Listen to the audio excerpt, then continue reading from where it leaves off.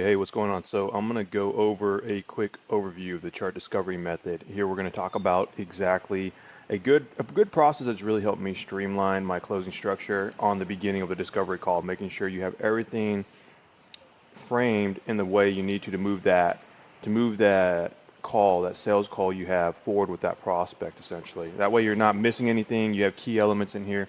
And it's just a little acronym that really helps me out. So overall, it's called the chart method for various reasons. So basically what the whole goal here, as you can see right here, is to streamline the approach of the discovery call. This framework walks through the lens of prospect's problem and step-by-step sequence that's easy to implement and to remember. So chart, here's what it stands for. C, complaint. H for history, A for assessment, R for reframe, T for treatment. Now, obviously, I came from a medical background on doing 911, doing the medic stuff.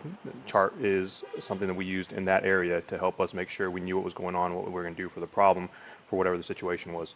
So,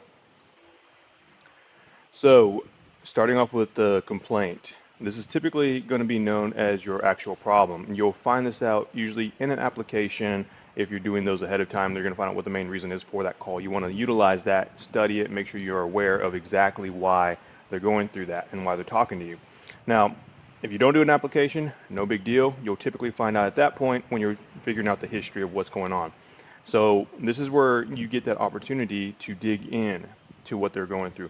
If they have it on their application, great, but don't take that as, oh, I know exactly what they're going through now. Always discover that on the call still. It's just a little insight of what you're going out there and what you're looking at in your prospect's point of view. That's all the application does if you find out in your application ahead of time. Don't be complacent on finding that out. There's a lot of people out there that go and say, oh, I know his problem. I'm going to assume all this and then just go with it from there. Don't ever do that. It might be a totally different problem for all you know. Maybe they don't understand the source of the problem, and you will at that point. I'll move this over here. Keep looking down there. All right. So that's what complaint is. It's a problem that they're going through. H is for history. What's the history of their company? What's the history of the business? How long has this problem been going on? This sort of thing. You're going to dig in a lot at this point and seeing the whole structure of what they do, what their offer is, how they help other clients, and then overall seeing what you're going to find out the foundational basis of that problem essentially during the history portion, and then the end game goal of what they're trying to do. So now it's a little bit different than assessment. Assessment, you're almost doing something similar, but you're going to be digging during the assessment. So history, you're kind of getting a high level overview, who they are, what they're going through, and what they're trying to resolve. Pretty much that's essentially what history is. Now, assessment, you're going to be diving deeper into that, okay? This is when you're digging into those questions. What's really going on? What are the solutions they've tried in the past? Have they tried working with anybody else in the past?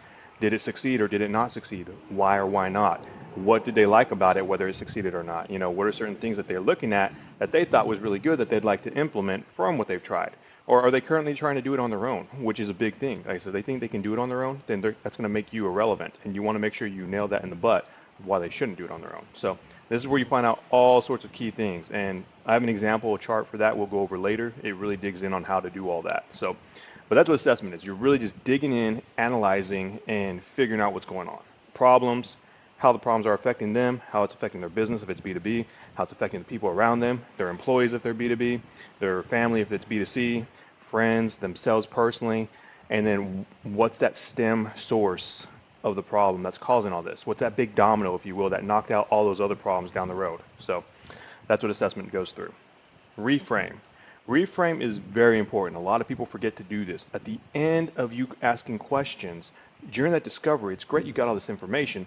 Now, you want to use the exact words that your prospect used to tell them what they're going through, how long it's been going through, what they've tried, why they aren't successful with what they've tried, and then stating the reason for the call was because they are actually ready to move forward and figure out how to solve this problem. And then even clarify at the very end, so you feel this is the right time to actually move forward from a time perspective, from a financial perspective, from whatever source that they're coming to you from, this is the right time to move forward, you feel like. And then, clarify that obviously. That's reframe, super important. And then ask them if you're on point with what you stated, if there's anything missing, and move forward to the treatment. Treatment is the final portion. Treatment is going to be exactly that solution that solves their pain. You're treating their problem. That's why it's called treatment. But anyways, you're going to treat it. It's when you start your pitch.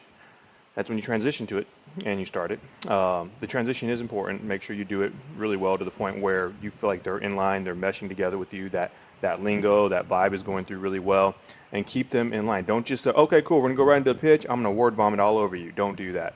Make sure you're going through the features, you're going through, not the features, but the actual benefits of how those problems are being solved. When you do that, then you'll actually get to the whole point where you're interacting with them. The biggest problem people do is they're actually going in there and they're just talking constantly on what they do, not even realizing that they're not interacting with that prospect. And the pitch, you might have them from the discovery, like, oh, this dude understands me. But in the pitch, if you start doing that and you just word vomit, you don't interact with them, you're going to lose them. There's been studies out there that show if you talk more than 30 seconds straight, you literally lose I think it's like 78% or something like that of your audience's attention. And it's very easy to talk longer than 30 seconds. These videos, they do really well, but the Loom videos I'm talking about. But there are going to be people that have to constantly scroll back because they forgot what I just said previously because they zoned out.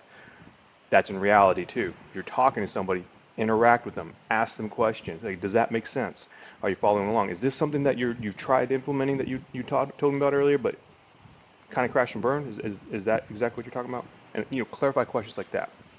And it's okay to say things like that. You crashed and burned. Let them know, hey, you tried, but you didn't succeed. Anyways, that's the whole point of during the pitch. You want to interact with them.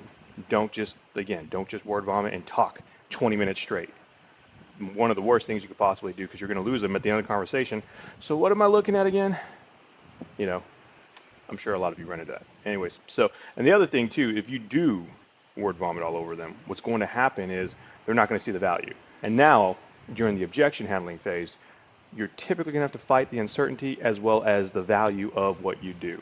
And that's simply because you didn't interact with them. Simple process like that, it keeps them in line. It's like, think about like when you're in class, right? Let's think back in high school days. For you youngins watching it, that might have been yesterday. For people like me, it might have been 18 years ago. But think about it from that perspective. You're in class, you're dozing off. What happens when a teacher calls your name? Like, Jonathan, do you know the answer to that? And you're like, whoa, yeah. And you zone right back in real quick, right? It's because they're calling on you, they're interacting with you. And then you hyper focus for like the next 5 minutes before dozing off again, Same concept, same exact concept. So just keep that in mind. Now, that's pretty much what the chart method is overall. And again, this is just an overview. This is just an overview of everything. We're going to go super into detail later. There's another chart in here where we dive heavy into examples on how to do everything. All right. But for now, just come in here, study this process, make sure you have it understood. If you have any questions on that, feel free to let me know, leave some comments, everything of that nature. And then if you like the whole concept of this and you want to learn some more, feel free to DM me. I'll be happy to help you out on streamlining this a lot better for what it is you do more specifically. And again, for the video itself, if you like it, share it, do that fancy stuff they do on social media, whatever, share it around, subscribe, all that good stuff. It'd be cool. But other than that, everybody, peace out.